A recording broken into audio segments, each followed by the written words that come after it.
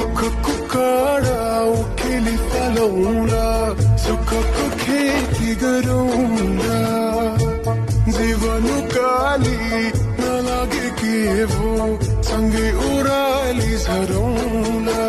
मूर्ख मान्छे मात्रै बढी बोल्छ। बाइबलले भन्छ मूर्खले आफ्नो मूर्खता बोलेरै देखाउँछ।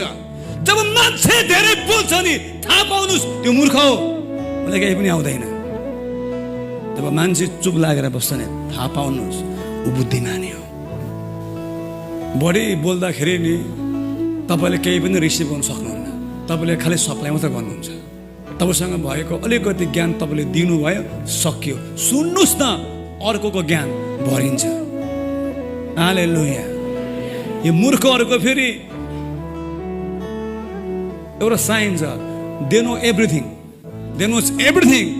मूर्खलाई सबै कुरा आउँछ, उसलाई नआउने कुरा केही छैन। अलिकति बोले कि मलाई थाहा छ, मैले बुझेँ।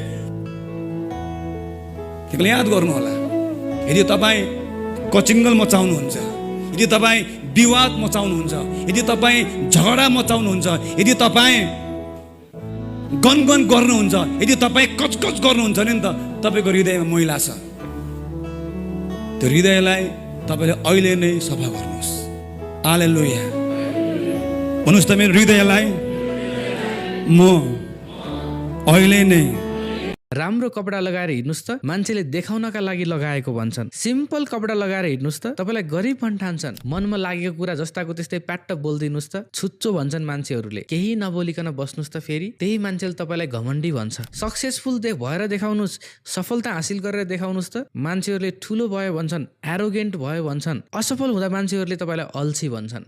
यो समाजमा, यो संसारका मान्छेहरूलाई तपाईँले जेसुकै गरे पनि तपाईँको बारेमा कुरा काट्नका लागि कुनै न कुनै बहाना हुन्छ नै। त्यसैले मान्छेको विचारलाई इग्नोर गर्नुहोस्। मान्छेले तपाईँको बारेमा के भनिरहेका छन्, उनीहरूले तपाईँको बारेमा के ओपिनियन राख्छन् भन्ने कुराले खासै महत्त्व राख्दैन। त्यसैले आफ्नो गोल, आफ्नो लक्ष्यमा फोकस गर्नुहोस्, सबैलाई इग्नोर गरेर